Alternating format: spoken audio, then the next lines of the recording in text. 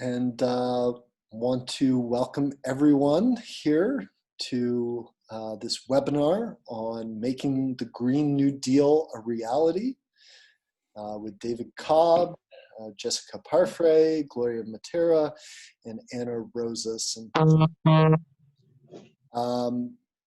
My name is Don Hall. I am the Interim Executive Director of Transition US, which is the national hub for the International Transition Towns movement that is building more resilient, just, and regenerative communities in over 1,000 locations in 50 countries around the world, including a couple hundred here in the US. To find out more about Transition US, you can go to www.transitionus.org and sign up for our e-newsletter there. Today we are using Zoom webinar, which might be a little bit different from the Zoom meetings that you've attended.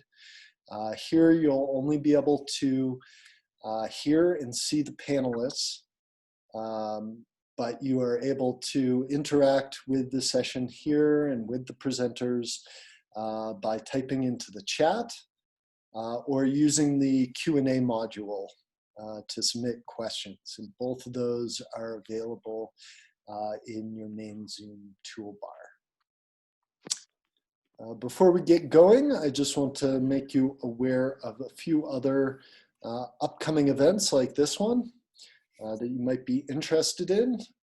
On September 20th, coming up this Sunday, we have a great session with our National Inter-Resilience Network on Indigenous food and cultural healing, featuring the Oglala Lakota Cultural and Economic Revitalization Initiative called Ulseri on the Pine Ridge Reservation, building food security and doing natural building with earthships to solve the housing crisis on the reservation. Very inspiring project, definitely one to check out.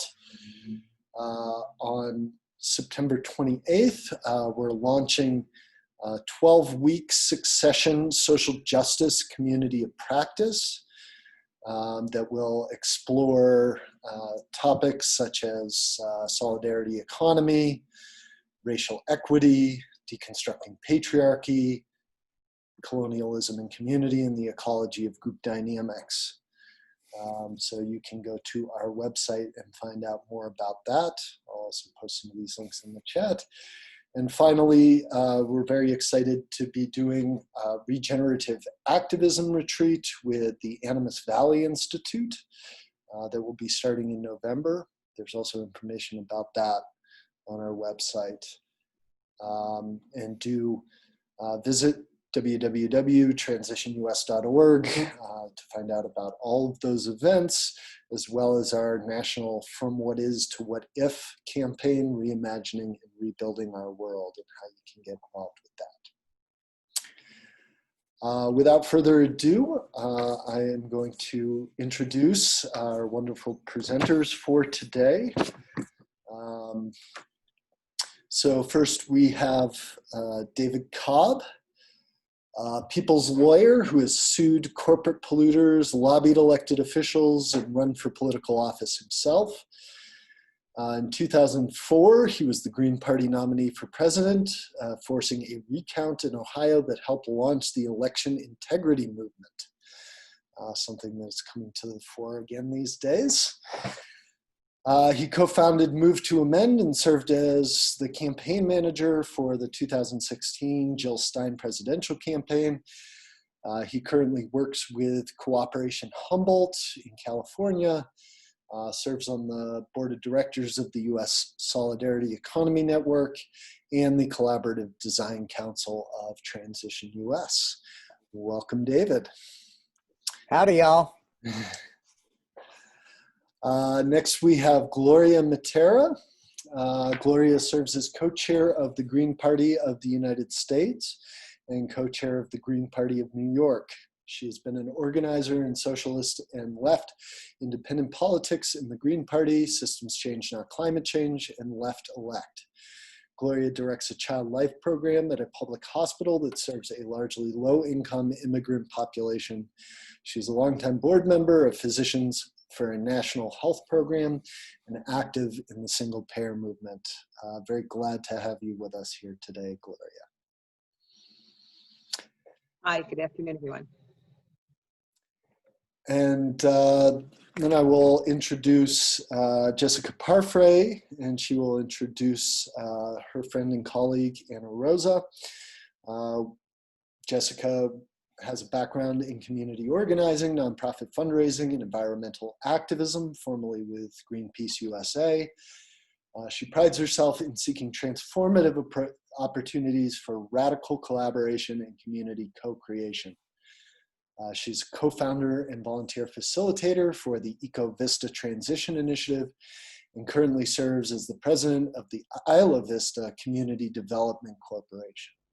She received her BA in Environmental Studies from the University of California at Santa Barbara in 2018 and is driven to develop opportunities for meaningful dialogue, community-based strategy, and design informed by decolonized practice and methodologies. So thank you all for being here and for addressing this very important topic of the Green New Deal.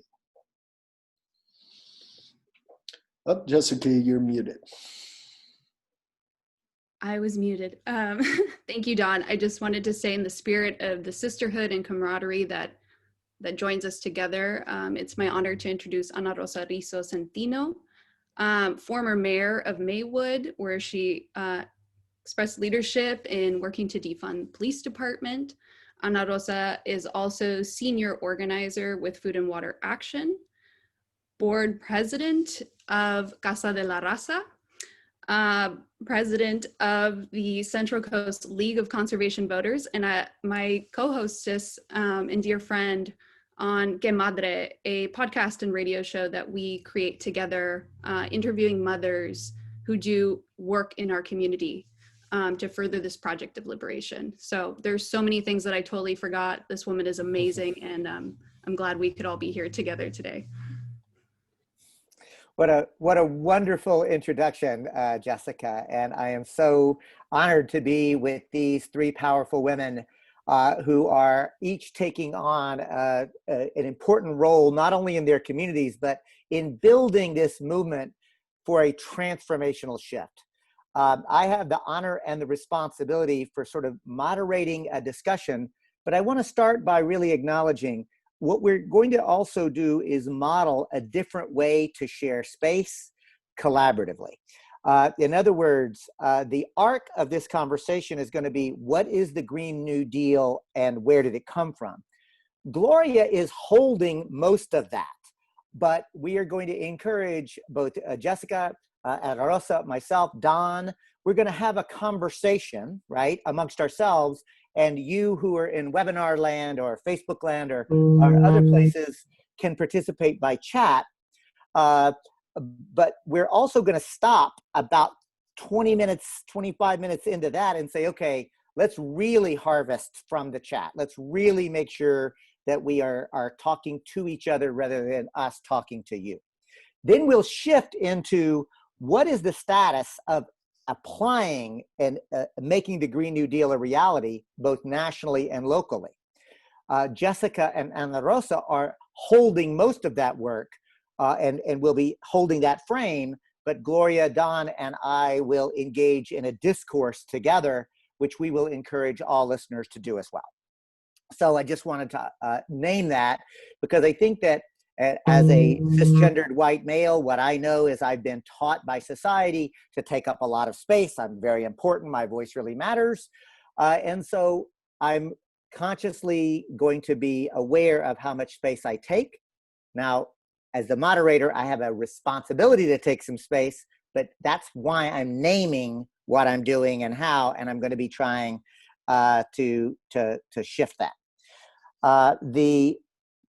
The next stage is an acknowledgement that transition helping to create resilient, just, and regenerative communities while we are in the midst of a pandemic and a ongoing rebellion because of the murder of George Floyd and what I will call the Floyd Rebellion. And now wildfires happening all across California still. They're still, at least for me, immediately to my north, east, and south. We're currently helping to feed 100 evacuees and maybe more. So, you know, this is real and it's happening and it's going to get worse. And the role of transition is critical, and why I also want to say Cooperation Humboldt is a transition initiative. Like we really are steeped in this. So with that, I'm going to turn it over to Gloria with the framing question. So what is the Green New Deal and where did it come from? Gloria Matera. Gloria, you are also muted. Yep. So I am going to apologize to everyone because of technical difficulties in my space. I am on my phone and not having success getting off those notifications. So I'm hoping there's nothing. So the Green New Deal. There are 3 Green Deals as we look at it. The real Green New Deal, I call the Green Party Eco-Social Green Deal. We're going to talk about that first, and I'm going to say it not only addresses having bold initiatives that are needed to mitigate the climate crisis we're in right now. It aims to really restructure, transform the economic, the political, the environment.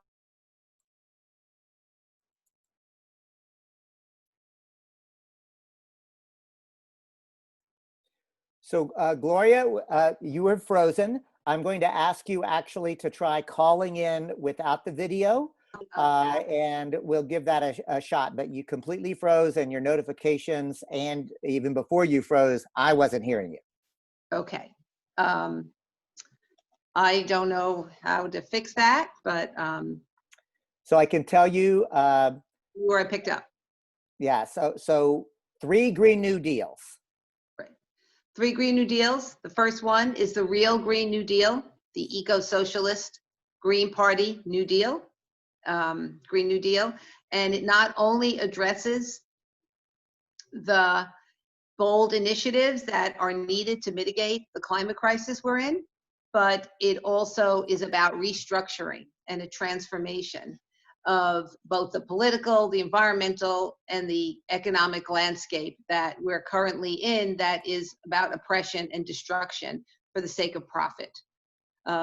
The Eco-Socialist Green New Deal includes an economic bill of rights where it talks about having healthcare, single-payer healthcare, health justice, education, workers' rights, all the things that people really need to survive and thrive, which are being thwarted right now under capitalism.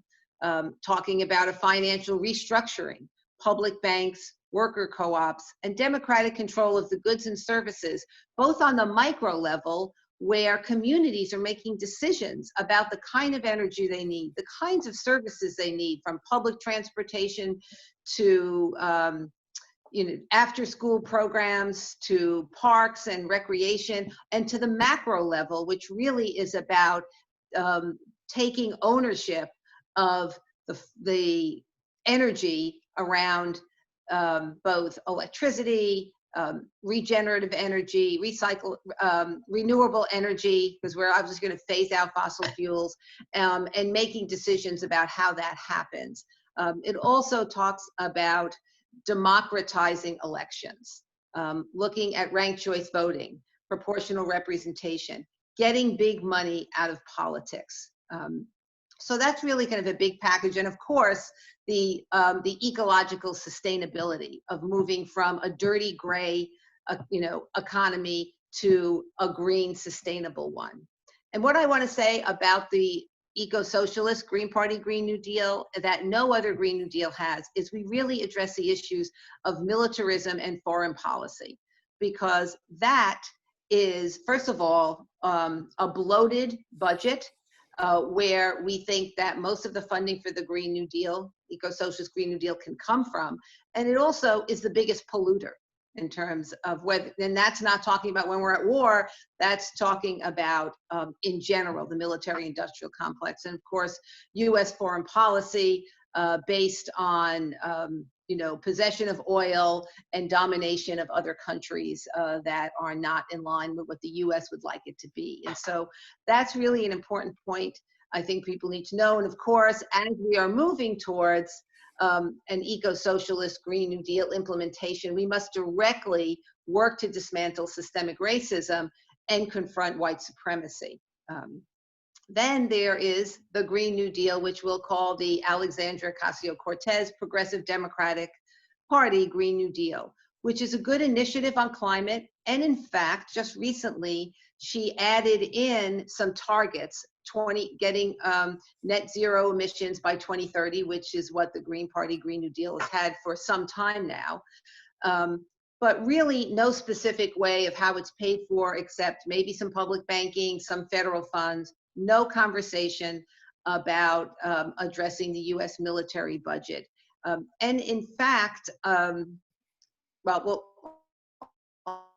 do that in this time around. So, we applaud the points in that program that she's putting forward. It's really an aspirational program at this point with not a lot of specifics being built in. And in fact, the third Green New Deal, which we will hat tip to our comrade Michael O'Neill, communications manager of the Green Party, is neither green, neither new, and nor a deal. But I'm gonna little caveat on that, and I'm gonna say it's a windfall deal for the ruling class, and that's why that's the one we really have to fight against.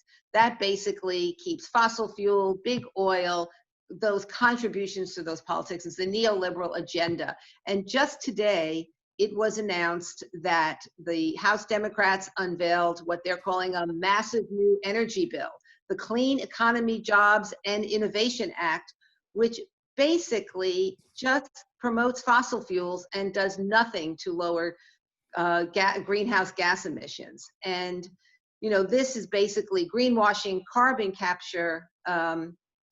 It'd be interesting to see what the progressive Democrats, the AOC Green New Deal proponents will be saying about this, because already our friends at Food and Water Watch and other organizations are calling out the Democrats for putting this there. And I'll just stop there, David, because you may want to say a few words. Well, what I want to do is actually bring in both Jessica and Ana Rosa and Don and others. I'm going to do my best. Here's what I heard.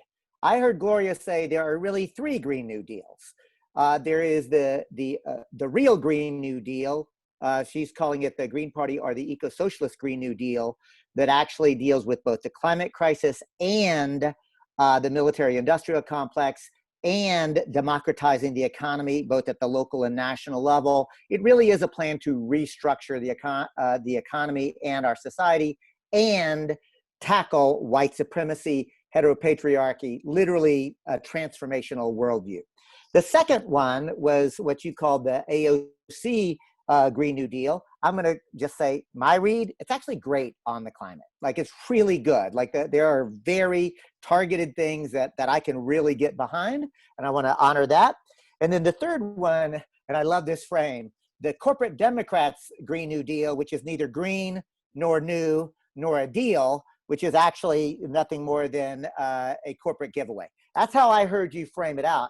And I'm going to invite Jessica, Ana Rosa, Don, any thoughts, additions, challenges? Let's just have a conversation. How did that sound to y'all? I mean, that sounds right to me.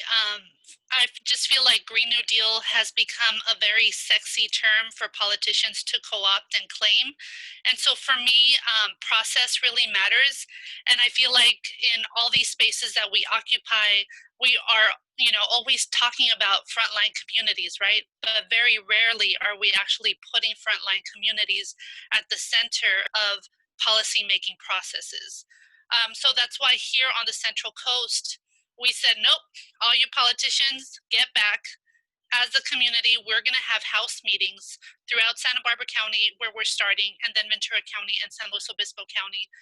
These meetings are meetings of 5 to 12 people, where people from the community take the initiative to host a house meeting and then invite their neighbors and friends and family members to participate.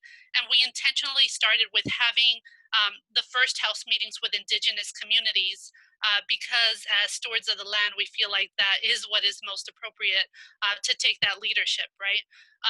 So for me, I feel like this Green New Deal is the biggest tool that I have seen thus far to really heal our communities from capitalism, from colonialism, and create a culture of care, right? Something that hasn't been there.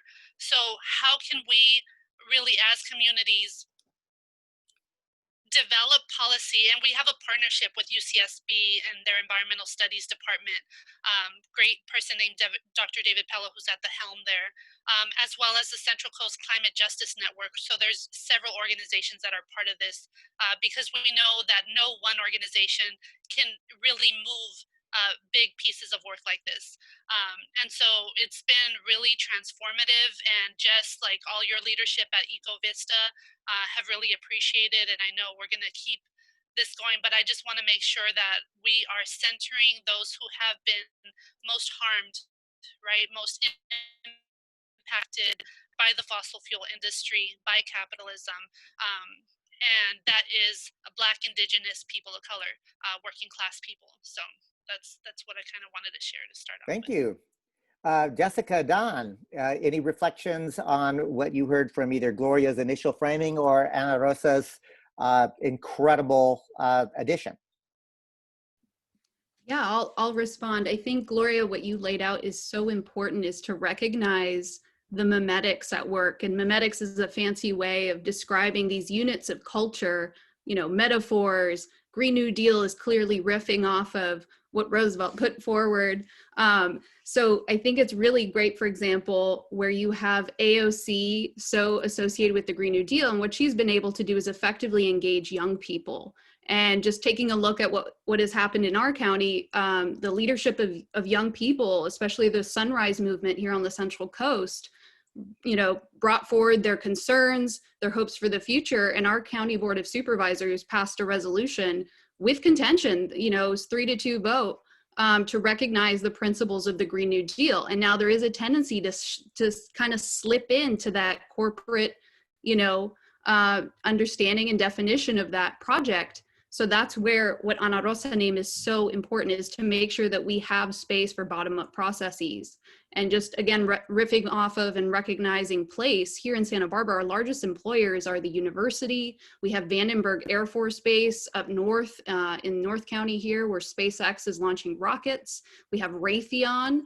It creates software for drones, and the military industrial complex is present here in Santa Barbara, as well as the nonprofit industrial complex. So accounting for all of these complexities at regional and local levels is so key, and then tying that into that global history and that global project of a global Green New Deal, it gets me excited. Anyway, there's a lot. There is a lot, and we're gonna make sure that we get into it. But Don, just to invite you to participate because of your unique vantage point as the interim director of Transition US. Any reflection on what you've heard so far? Well, I think it's gonna get colder again. Just watch. That is what the President of the United States said 2 days ago when visiting the state of California that is consumed by the worst wildfires in its history due to climate change. So obviously we can do a lot better than that. And I think that this is a really crucial time right now to build support for a Green New Deal, and to build support for the strongest, most robust Green New Deal that we can possibly get, because we cannot wait another 4 years. This Green New Deal idea has been around for more than a decade, And as people have pointed out, there are many, many different forms and many different proposals. There's also a Black New Deal. There's also a Red New Deal that's being proposed, many different forms. But I think one of the most important things for us to do right now is to build the public support and political pressure that if we have hopefully a president next year that is not a climate change denier, that we can use that grassroots pressure to get something really significant passed through Congress and signed by the president, because we need it. We're running out of time. And I think, this doesn't invalidate, the kind of grassroots organizing that transition does and the building of alternative structures that transition does. But it could actually really complement and support that work in providing funding, massive funding for that kind of work. That's what I hope to see. So I'm really grateful also. I've seen several folks have utilized the chat function. There were some questions about the links to the various three that we talked about. And of course, there are many other Green New Deals. And that speaks to the astute observation of Ana Rosa about this has become a frame, a talking point. And this is, I guess, the point of this part of this conversation is clear that we're in a narrative. We're in a struggle for what Green New Deal even means. And I believe that leaning in every way possible about a real Green New Deal literally would restructure society. It would confront white supremacy, heteropatriarchy, settler colonialism, and capitalism. It would talk about restructuring our society. And I love the centering of care that I heard Jessica and Ana Rosa just like that. Like literally, that's the important thing. And it is, in fact, an indigenous perspective. And I'm going to take a moment to really remind myself and everyone else what some of my indigenous colleagues and mentors remind me, and that is every human being descends from indigenous peoples. Like there was a time when all human beings on this earth actually were in right relation with each other and with the natural world. And it's not that it was Pollyannish. There were struggles, there were even fights, there were empires, but there was a different worldview about being rooted to place and our connection in the place, and that humans were not above it, we were part of it. My challenge to myself and every other people who are no longer on indigenous lands, which is most of us, to remember our own history. And some of us have to go back further in that history to connect to it. But the reality is that settler colonialism and the trauma that it both creates and perpetuates has got to be part of it. So I really appreciate the three women who so clearly are pushing us outside of policies. Absolutely, policies have to happen. But if we don't change how we think, if we don't start to change how we act, really we're doomed. So I often say, I take leadership from the Wiyot and the Yurok and the Karuk because they've been here since time immemorial. They know how to survive. I'd like to survive too. And if we don't move from the head space to the heart space, we will also be doomed, right? And I feel like we've gone into this several minutes into this webinar and have not mentioned the fact that in Georgia, there's an ICE facility where women detainees are being forcibly sterilized, right? So just remembering what this broken system of immigration or the lack of immigrant rights here is causing, and the fact that we need to step up because, we always talk about, what would we have done if there was a Holocaust, or, we're doing whatever we're doing now, that's what we're doing, because it's happening again. Thank you, Ana Rosa. So before we shift the terms of the conversation, one more opportunity for anyone on this. What is the Green New Deal like, and this sort of fight for the frame, where it came from?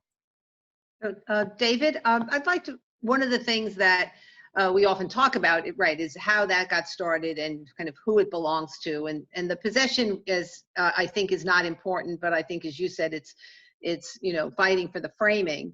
But sometime in the 2000s is when the Green parties in Europe started talking about a Green New Deal program. And also, I think we see this coming up in places like in the Greens sharing government in New Zealand and Australia. But what I want to say about kind of that formation was, it was not just a Green Party, but it was really a Green movement, which is really where the party grew out of. And I think in countries where there are different electoral systems and governments are a little bit different, the party and the movement in terms of Green were much more synergistic than that's happening right now here in our country.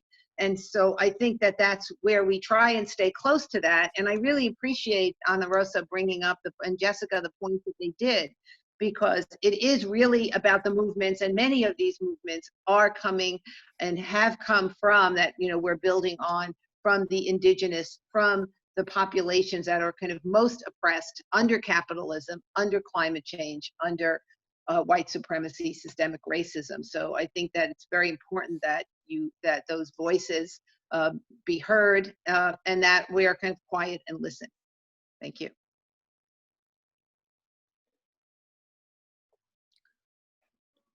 So I don't know if anybody out there is participating in this. Caught myself. I was just going to. Sorry about that. Hold on one second, Jessica. So I just wanted to invite, if anybody out there who is listening and watching has any questions, you can put those into either the Q&A module or the chat and direct them to whoever you would like to hear a response from. Thanks. Yeah, I was just going to say that within that lens of recognizing the history and kind of the trajectory of this idea and this project, the thing that comes to mind is just Bernie on the campaign trail and how he would talk about a World War II scale mobilization and just what was possible, the rewiring and reconfigurations that happened, those deep shifts during World War II. And now we share a common enemy. We share a common enemy here of climate change, of the brutality and continued violence of our systems, of militarization. So I think engaging with the history is really important, but I think making space for the futures that we are imagining and making sure that space is accessible to all folks, because I think we need all hands on deck. That's kind of the mantra that I feel when I think about the Green New Deal. Thank you, Jessica. And you're literally setting us up for the making space for and what is to be done and all hands on deck. I am going to give folks who are actually watching though one final look. If you have a question or a comment that you want to share, a comment can just be made to all panelists and attendees. I'm not seeing any other comments or questions there. Don, is there another spot I should be looking? Nope. No, I don't see any either. All good. So let's actually shift then into that conversation, and that is, what is the status of where we're seeing things? And maybe we start nationally and then get into the local. And I'm wondering, anyone on the panel want to give a quick sense of what your assessment is about the Green New Deal at the national level? What organizations should be watching? How can we be networking? What's the national picture as you see it?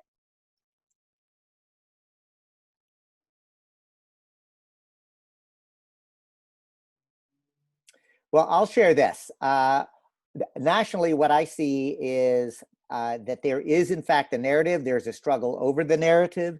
The reality is this, that what you see is a lot of organizations are coming together, 350.org, Extinction Rebellion, the Sunrise Movement, the Green Party, there are lots of national configurations. And I feel like on the one hand, that's great. On the other hand, we should actually acknowledge, at least as I am assessing it, that it's literally those national orgs are, some of them are actually talking about the complete restructuring of society. Isn't it interesting that almost every people of color-led organization, indigenous-led organization, women-led organization continues to struggle for that frame? Then there are frankly, the more corporate, well-funded groups that have really just become front groups for the Democratic Party and under the control of the corporate Democrats. That's at the national level. And I'm going to invite the other panelists. Am I being too harsh? Do I have it right? Anything to add there?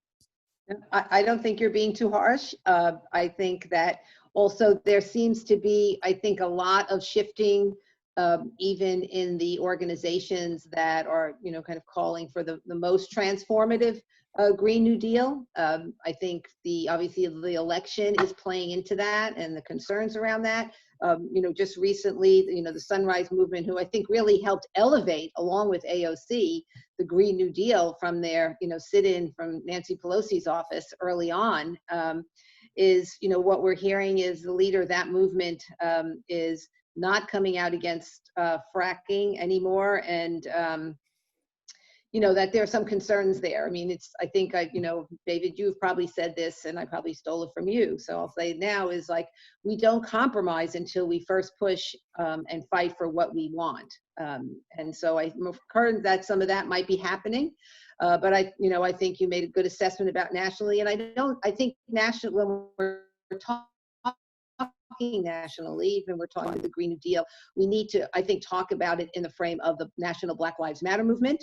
And that whole movement, and even the, kind of the connection, of course, to the pandemic and what's happening, but particularly, the national movement around policing, police murders of Black and brown men and women. And, I think that plays a role here, particularly for the groups. I think that Ana Rosa had mentioned earlier in terms of being at the forefront of this. So Jessica, Ana Rosa, or Don, any reactions? Go ahead, Don. Yeah, I think that we're going to have to push really, really hard for this. We saw what happened with the first stimulus. There were voices out there for, let's do the Green New Deal now. We're spending trillions of dollars.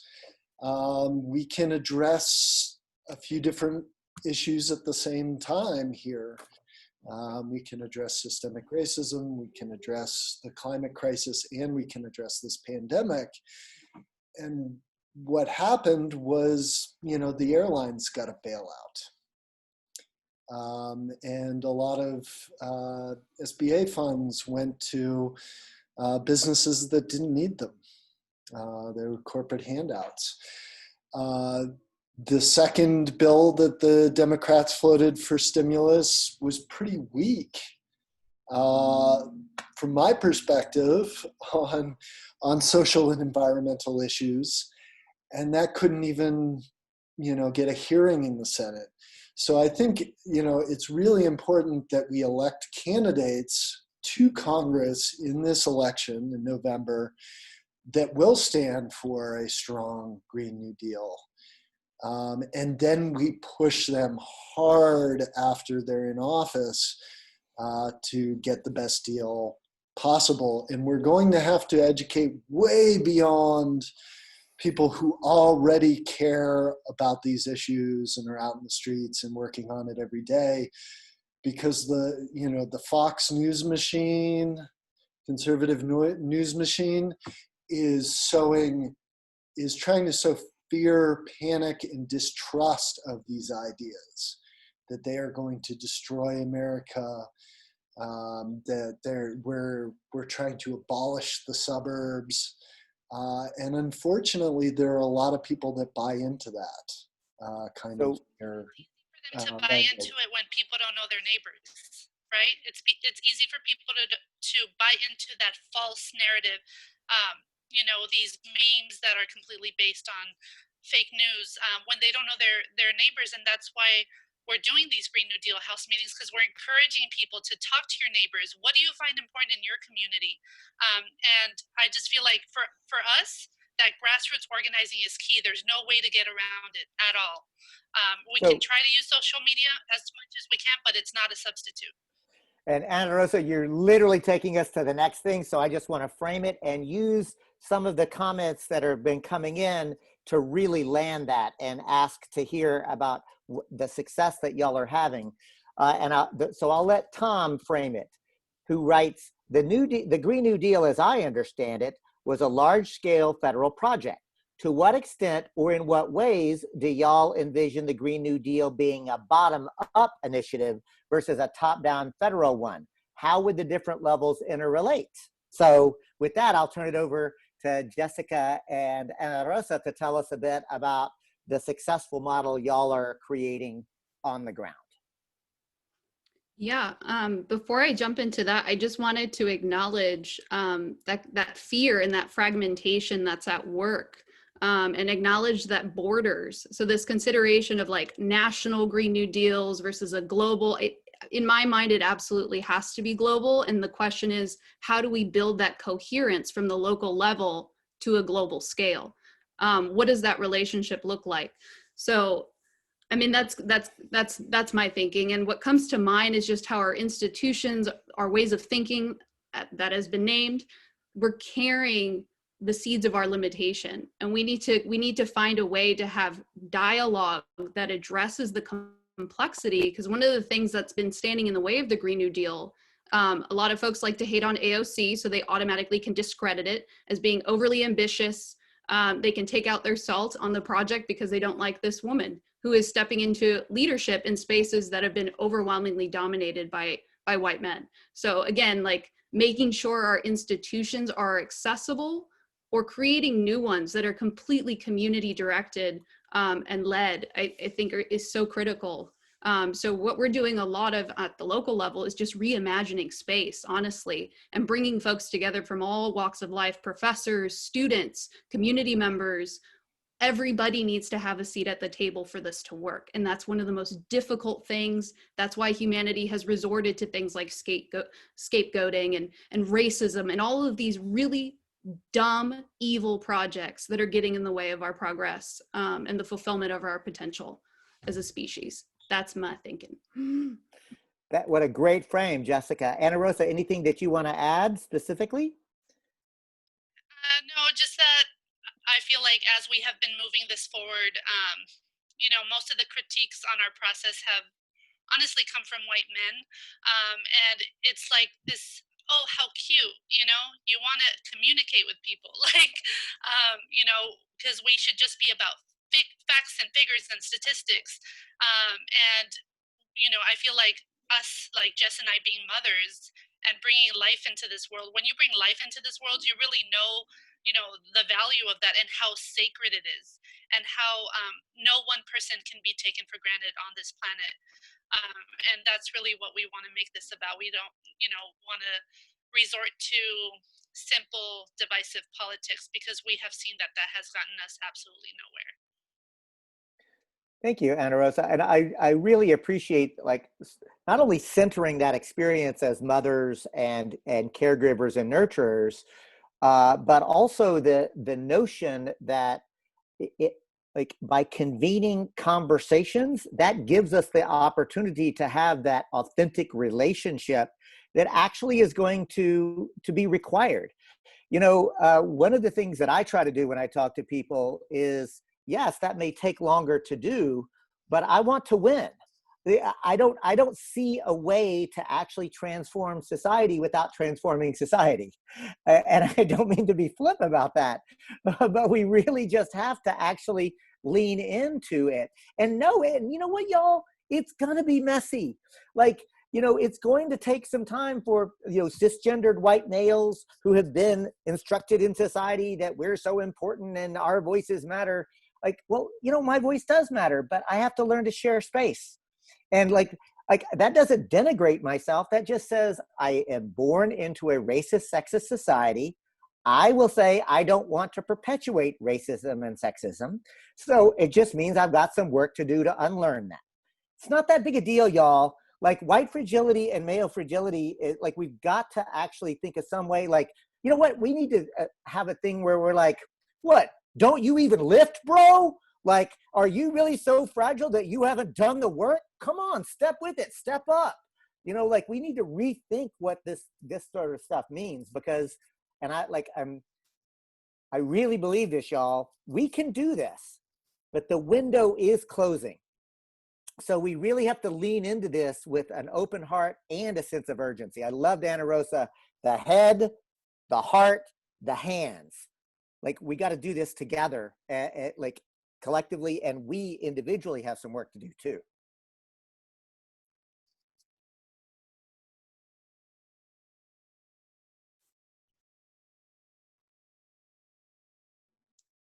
There are some questions here. More questions if you want to take questions. Yes, let's say, would you handle that, Don, or because I see some in the chat I can just do, or you can ask the questions. That might be easier.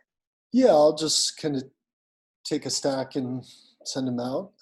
So Laura Philon asks, what recommendations would you make to assist in reframing or actually reclaiming the messaging behind the Green New Deal away from capitalist growth-based assumptions towards degrowth, new investments in retrofits, repairs instead of new construction, etc.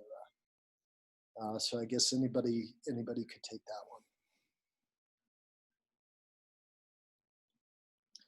So yeah, it seems like it centers around, you know, we could have this, we could have a Green New Deal that assumes that, you know, our consumer capitalist economy continues growing and growing and growing.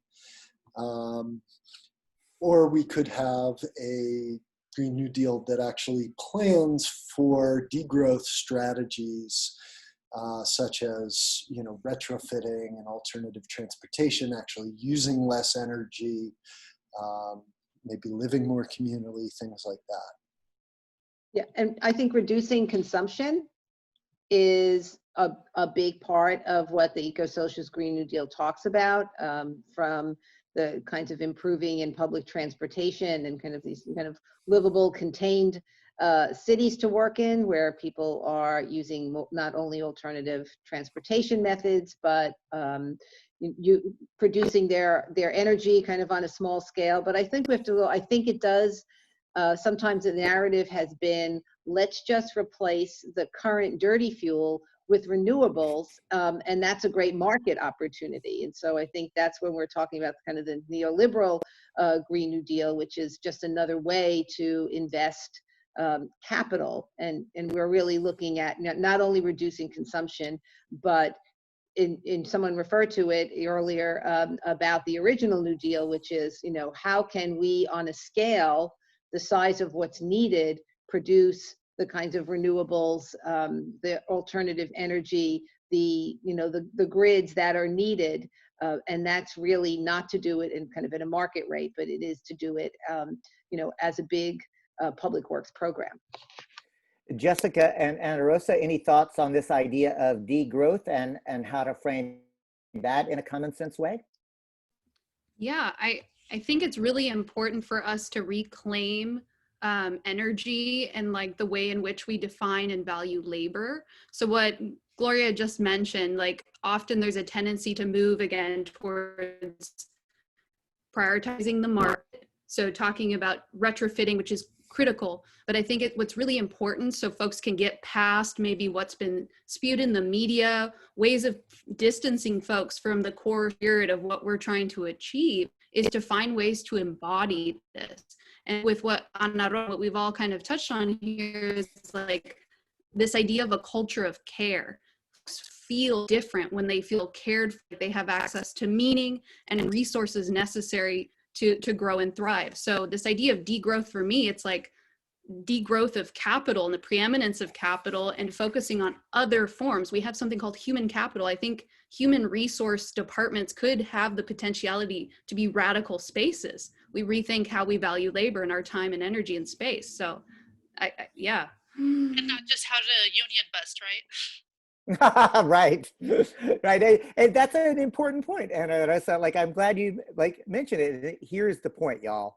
Like, I deal with people all the time who says, "Oh, you can't talk about capitalism because it's too hard to understand. It's too complicated."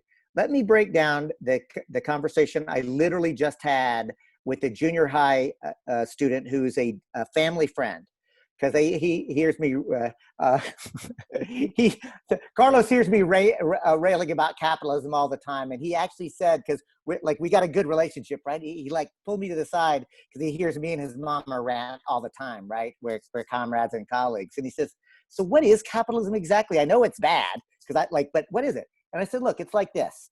It's an economic system, and economics it comes from the Greek. It just means the management of the household. So literally." Like everybody's an economist, right? Like if you're managing money, managing a household, you're an economist. How do you manage it? It's the logic. It is the governance and worldview of how does economics work. And Carlos, it goes like this. Capitalism has an internal logic and characteristics. 5 key characteristics that you'll learn, anywhere. 1, private ownership of things. Now, like some people call it the means of production, but really just that everything has to be privately owned. Number 2, that you make things as commodities to be sold later. That's called commodity production. So you don't make things just for their need and their use now, but you make things as commodities to be sold. Those are really connected, Carlos, important. So private ownership, you produce things not for need, but for sale. And that profit is the reason you do everything. Number 4, that labor, and back to Jessica and Gloria's point, that labor or work is also a commodity that's bought and paid for to profit. And 5th, that the market handles everything, that you don't use governance structures to do it. And I said, that sounds reasonable, right? Do you understand it? And I'm serious. And, in 10 minutes of just chatting, this junior high student was like, okay, yeah. And then asked a follow-up question, but that doesn't sound so bad. And I said, because I didn't make it sound bad. I just gave you the definition. Now let me tell you how I and your mama see the implications of that. It means that we are destroying Mother Earth by commodifying her faster than she can even finish herself. It's the reason that the fires are happening. It's the reason that the climate change is happening. Carlos, and like for that worldview, like we live in Humboldt County, right? We're surrounded by old growth forest and second growth forest. It's really paradise. Well, it was before it caught on fire. But I said, Carlos, so do you know how that worldview, do you know what the value of these forests are? Nothing. It has no value until it's actually chopped down and turned into commodities that can be paid for to profit. And his eyes got big. I've hiked with him in the forest. I'm getting all like emotional because like I made a connection with him, a junior high school student. You just break down what capitalism is. And Carlos is like, oh, well, that's terrible. It's not hard, y'all, but it does require connecting on a human level and having real conversations that we've been taught not to have in society. Don, do we have another? Please go ahead, Anna. I was just going to say we got to do the heavy lifting now, right? We've been avoiding this as long as we can avoid it, and now we have to have those conversations. Otherwise, like the vision makes no sense. Don, do we have another comment or a question? Well, I just wanted to throw something else into this part of the conversation. Biden's climate plan currently sits at $2 trillion.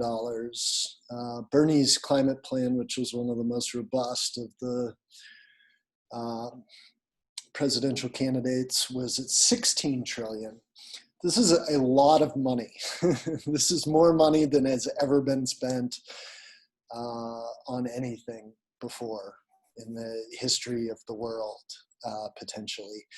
And it really matters where that money goes.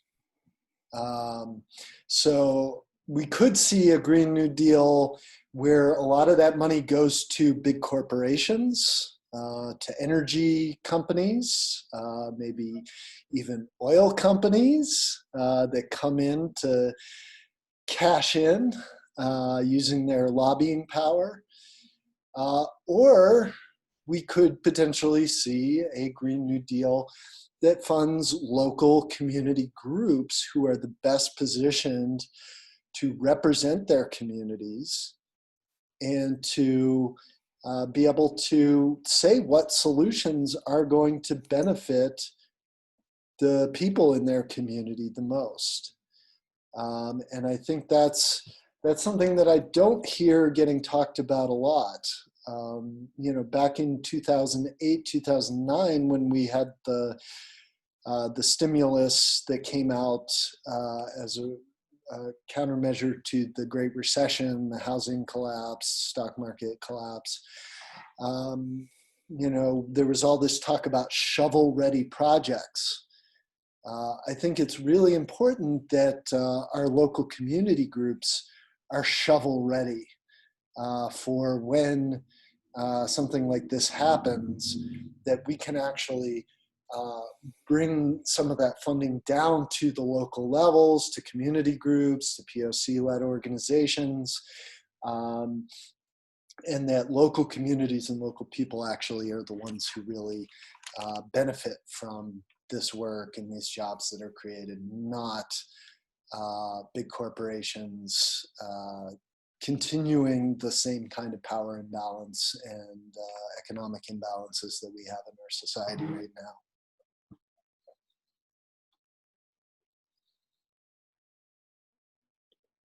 Thank you, Don. So ask, what about the idea of reconnecting people with land?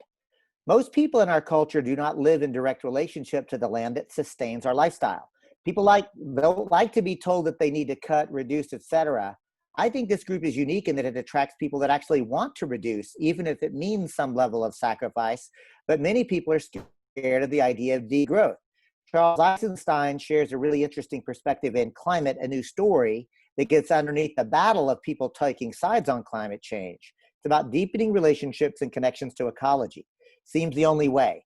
So how can we stop the outside the fight and try to build health around relationships to the land and our interconnected ecologies? A deep question, but I thought well framed. Gloria, Ana Rosa, Jessica, thoughts? Yeah, speaking of shovel-ready projects, I think we need to empower young people who are hungry to forge a lot of these connections with land, at least in my experience here at the university.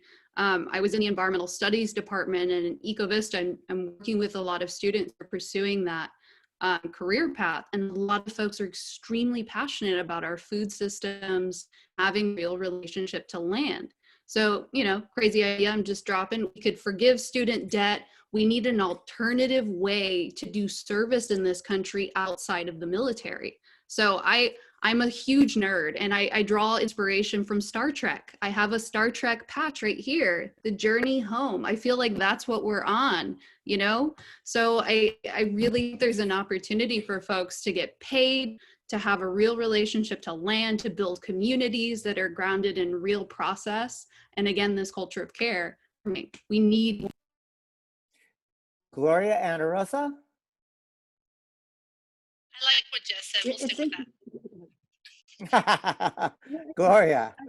I love what Jessica said, because, and I think there has been shown that over the past few years, younger people going into farming, I think, it's probably at this point much more on a micro scale, but, sometimes it is hard to believe for me living in the dense, New York City, how that can happen, right? But I don't want to be urban centric. And during this pandemic, a number of people you would hear talking about gardening, but not just gardening because maybe they're furloughed from work or they're working from home, or, unfortunately, maybe they were laid off, just, planting their flowers. But some people are going to have serious vegetable gardens, seriously talking about the kind of neighborly sharing of, those of us even going out and being the ones who are the hunters you know, in a nonviolent way of provisions needed for our people in our community who can't do that. And I think all those,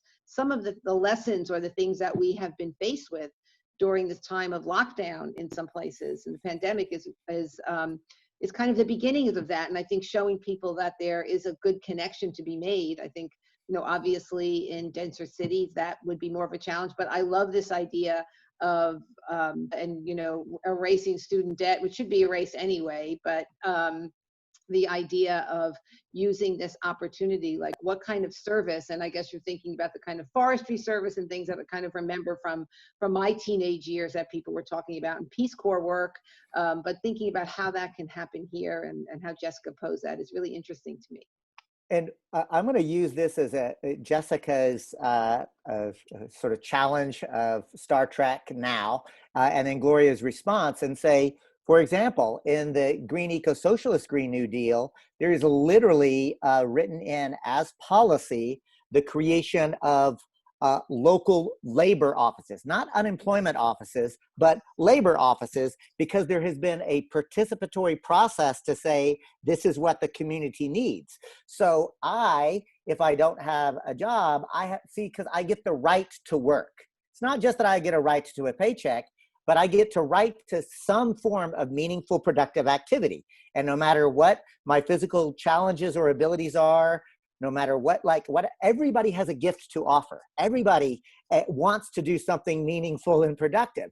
Now imagine every local community has gone through a participatory process to say, here are the things that we need in a participatory way. And you know what it ends up being? We need schools, we need childcare, we need roads, we need libraries. Like there's a lot of work to do.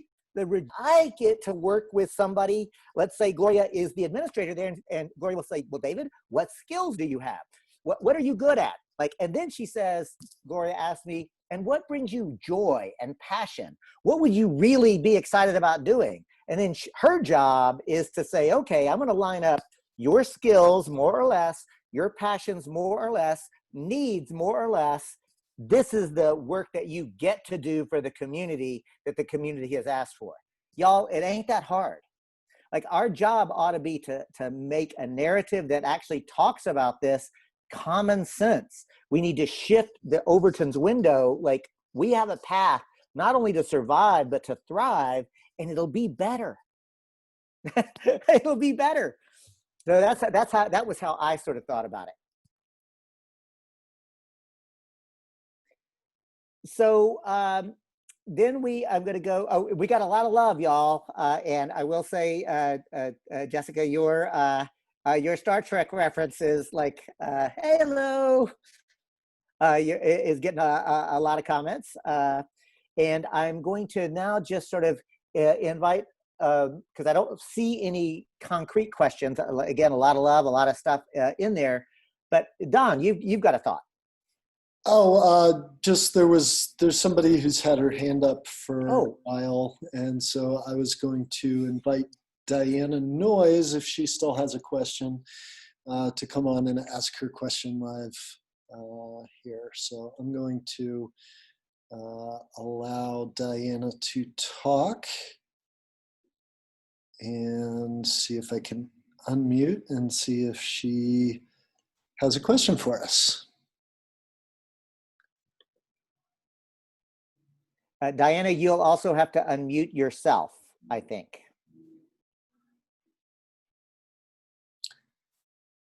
Hey, Diana, are you still there? Well, our apologies, Diana. I guess I didn't know actually that there was even a way to be watching for hand raising, so I wasn't actually doing that. So I apologize for that. We have a hand now from Ken Shaw. Ken, go ahead. Or, Don, let us know whenever you've got Ken ready to go. And I see Diana is with us, so let's go to Diana, then Ken. I think Diana's still connecting to audio. Ken, are you okay, there? Ken? You're going to have to unmute.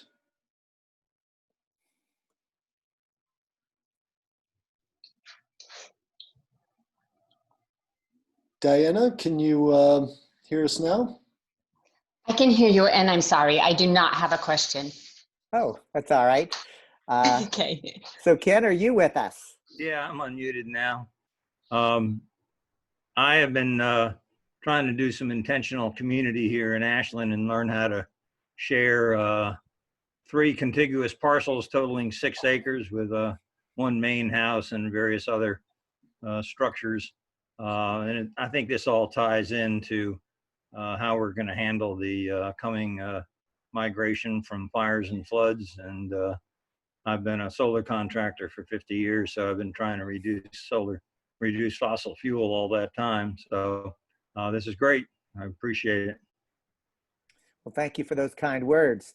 And Chet writes into the chat, and I'll invite Ana Rosa, Jessica, or Gloria to respond to this.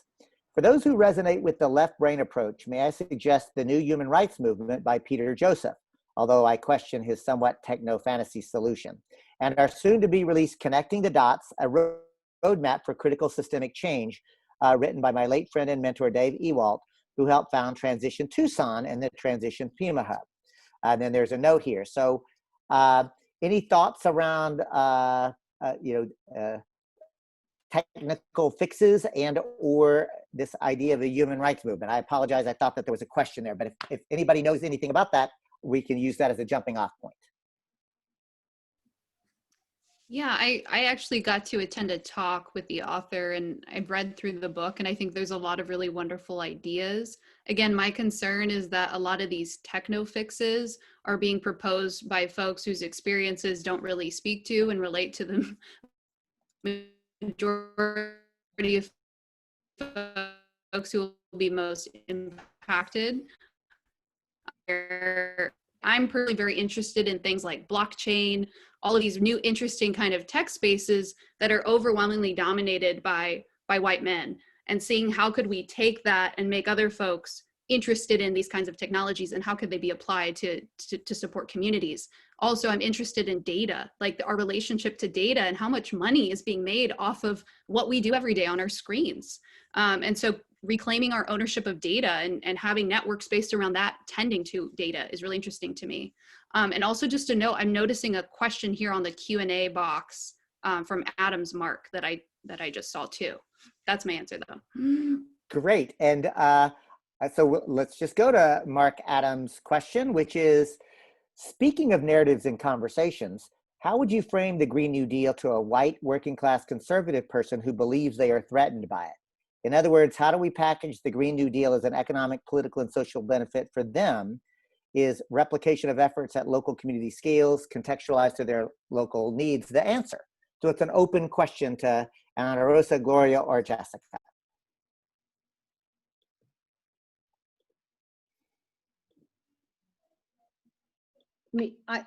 I think that the healthcare crisis, the housing crisis, the bailout of the banks, just scores of working class people losing their homes back during that time, going bankrupt if someone has a catastrophic illness. All these things are addressed in the Green New Deal, the eco-socialist Green New Deal that we've been talking about.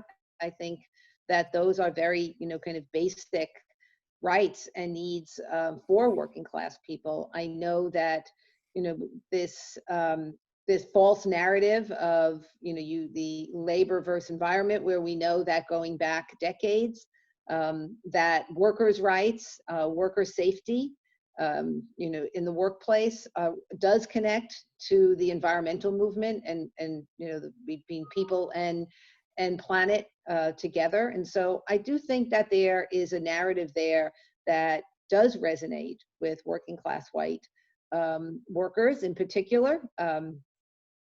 I guess that's kind of where I came from in terms of the people I talk to in my more background and family circle, that when you talk about those kinds of issues to be addressed, I think that it does resonate. I think, trying to break through that false narrative of, people will lose jobs, or they'll, particularly when we're talking about some people that still are in unions, which is important that we want to maintain that. And the Green New Deal in the Economic Bill of Rights really does address workers' rights, the right to organize, the right to have a safe work environment. Gloria, I completely agree with you. Us really being able to pinpoint what those false narratives are and lifting the veil. Some of you all may be familiar with an organization called Jobs with Justice. When NAFTA passed, they actually had an exchange program, right? Because there was this thing that people were saying, oh, my job's like Mexicans are taking my job. And so they would actually have the workers go to Mexico where the new factory was, and they would see all the lack of safety, the bad wages that people were getting, and how they were, being treated in such atrocious manners, so that they could see that this is what capitalism did to your job. This is what corporate globalization did to your job. So it's really doing that heavy lifting. Like, we just cannot get around it, and it's not so much about packaging. When I work on stuff, I don't try to package stuff. I try to really pinpoint, okay, what's the narrative around this, and how can we break through what's fake about it, and get to the real heart of the matter. And Rosa, thank you so much for saying that, right? Like, it's not it's like framing is about authentic connection, right? Like, to frame it so that it actually means something to somebody. It's not marketing. Like, it is actually authentic relationship. And let's be clear, there are false narratives that need to be interrupted. And I appreciate Mark's question and Gloria and Ana Rosa's answer. And I'm gonna say I'm a perfect example. Like, so I come from white and not working class. Actually, I come from poverty. And I used to be ashamed to say that. And I'm not saying it so like I get like some sort of lefty check mark. I'm just saying I was in a house without a flush toilet and had to empty a 5-gallon bucket of my family's excrement into an open pit. Rural poverty is different than urban poverty, but poverty sucks, right? So imagine this kid from that perspective, but I've been taught, so I knew that the economic system was unfair, but because I'm cisgendered white and male in this society, I bought the rest of the false narrative creation myth of this country and liberty, justice, and equality and all that stuff. It wasn't until I got to college that I began to learn about settler colonialism and empire. Isn't it interesting that they don't teach you real history till you get to college because you're being propagandized into this false narrative? I'm giving all of this backstory because I really want to anchor. In high school, in the Texas Gulf Coast, where oil refineries was jobs, and I had been taught that's not pollution you smell, that's money. I had been trained in that.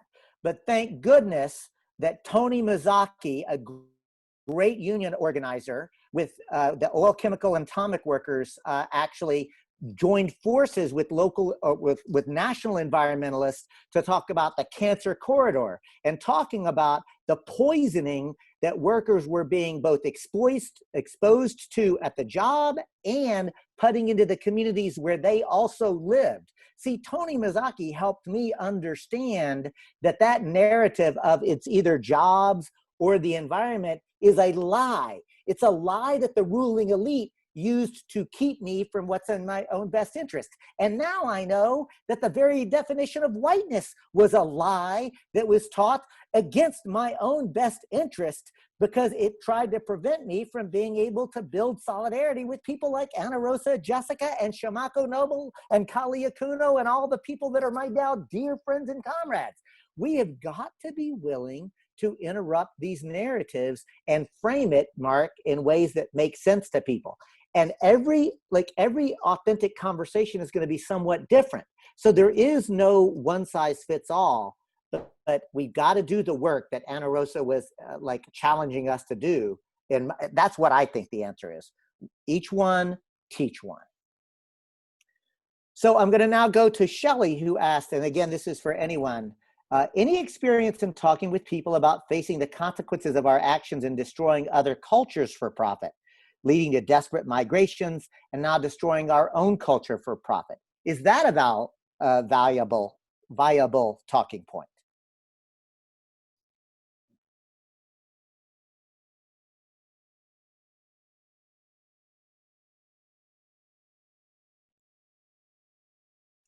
So I've got a response, but I just gave a response. So I'm going to lovingly nudge the three women on this panel if you've got any thoughts there.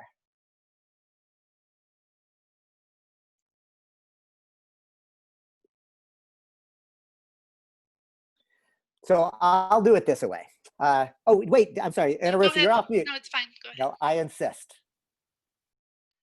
I mean, my understanding of that question for me is on a much larger global scale, in the destruction of cultures around the country because of capitalism.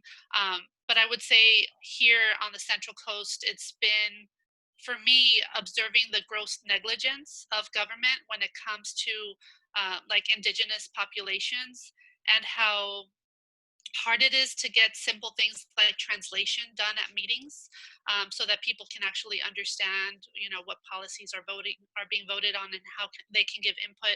And when they actually do get translation, it's only in Spanish, whereas here we have a large population that speaks Mixteco and Triqui and Zapoteco, right? And these are farm workers who mostly speak this, and because of them we have the food that we eat. Yet for some reason, government doesn't find it important enough to allocate resources so that those same populations can understand like what's happening here, because we use them as arms to do labor. We don't see, government doesn't see them as more than that. And that's what has been really hurtful for me to observe, and what we have been trying to change here. Thank you so much for that, Ana Rosa. And I also appreciate just how real that got. And I'm going to actually be equally real, because the way I person, and that is, so here's what I know, thanks to my mama and my cousin Wiley, who's since passed, but he was really big on family histories and so forth. So I now know with certainty that at least on my mama and that matriarchal side of the family, I absolutely descend from Scottish and Irish folks, and we can actually trace them to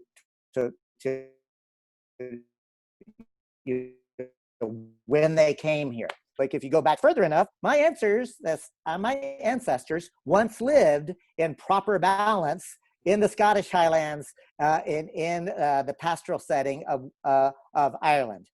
And the English Empire came, pillaged, plundered, murdered, raped, and traumatized my ancestors and basically drove them off the land. And then my ancestors came to this continent and pillaged and plundered and murdered and traumatized a whole another group of people and drove them off the land. And the only way that I know to confront that is to confront it and to say that trauma is everywhere. And it's not an excuse. And I don't say this to either excuse myself or to wallow in some kind of white guilt. Like, because you know what? Here's another thing, white folks, you know how many people of color I've ever heard say, oh, thank you for feeling guilty. That really helped a lot. Zero. Nobody wants to hear that. That doesn't help. Like, you know what does help? Reparations. What does help is to say, let's dismantle these systems that's traumatizing all of us, right? And honestly, y'all, you can have that conversation with some, so-called conservative, or what I'll call culturally conservative folks. And I'm going to be completely real. And if I bump up against anybody who is not willing even to have that much of a conversation, I usually don't spend much more time with them, because I've got so many people who want to work with me, who will have those authentic conversations. I really think it's important that we actually talk for real about how we're all traumatized.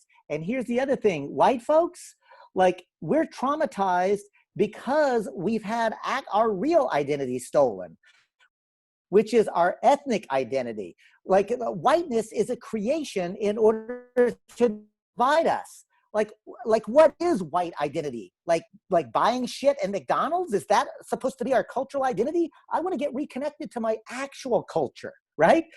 And that was stolen from me, and that hurts. That's how I would talk about it. I think that's very powerful, David. I think that's really key, is to just make that point that we've all been harmed by these systems, and we're continually harmed in the ways in which we put some people at the bottom and make them inherently disposable compared to others at the top. We've all been screwed over. So I think that's really important, and to recognize the dynamics within ourselves that aren't actually in true alignment with our spirit. And that's something that often gets left out of the conversation as well, is the spiritual component of this as well. Like I move in a lot of spaces where humanism and this idea of like a universal humanity is really exciting and interesting to folks. I want to get there, but there's a lot of work that we need to do before we can claim that. Right. Read Fanon. So listen, the time has just flown by. But I do want to give each of these amazing women an opportunity for final thoughts. And we'll do it popcorn style. And what that means, y'all, is just like a good batch of popcorn, the kernel just pops when it's ready. Rather than call on folks or be tasked, I'm going to encourage Ana Rosa and Jessica and Gloria to just popcorn out any final thoughts.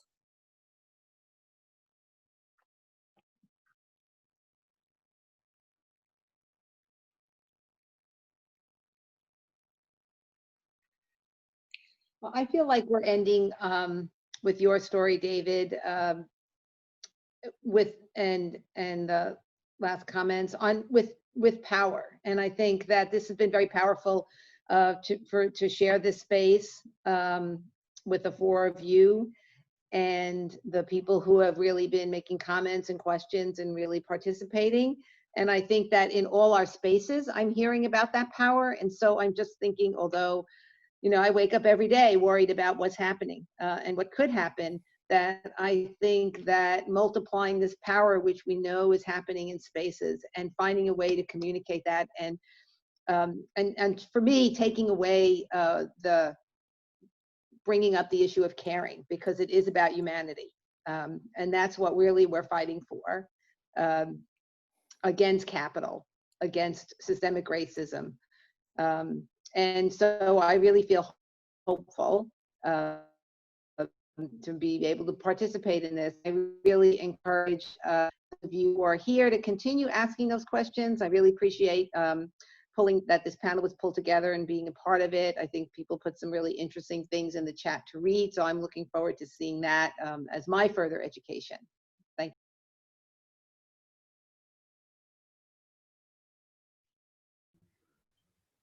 I'm going to popcorn to Ana Rosa. Well, I want to share, Gloria, what an honor it has been to be on this panel with you, as well as David, Jessica, and Don. I just really have a lot of faith and hope, and these are words that get trivialized a lot, but they're real. And I believe that we will win. I believe we will see a better day, because we have to, if we're going to fight for the next 7 generations, have a shot at a good life. So I'm putting the link for the toolkit for our Green New Deal House meetings in the chat, in case anybody wants to check that out and kind of try to replicate it in some manner wherever. And I have to help my daughter, so I'm actually gonna now.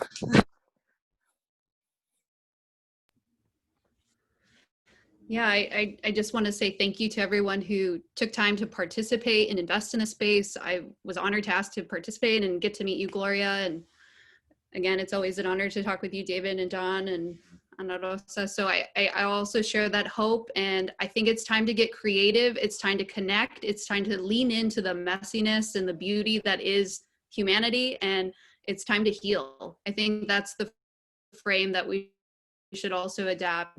Hashtag Green New Deal, hashtag Great Big Heal. It's time for all to let go of that trauma and to move forward together. And the Green New Deal is where I'm putting my money. Thank you. I'm just going to say, look, it is truly not just an honor, but I feel so loved and supported and properly challenged by the 3 women that I had the opportunity to have this discussion with. And I just really appreciate the strength and the power, the ability to have sharp conversation without cutting someone. That's what we need to learn as well. And I felt like that was really modeled here today, and I'm really grateful for it. Don, how about a final thought?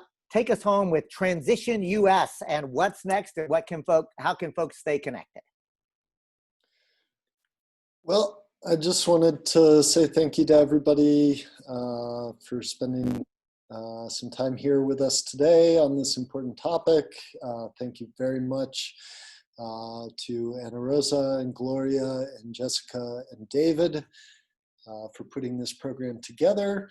And I'm seeing a lot of love for you all in the chat for this particular panel.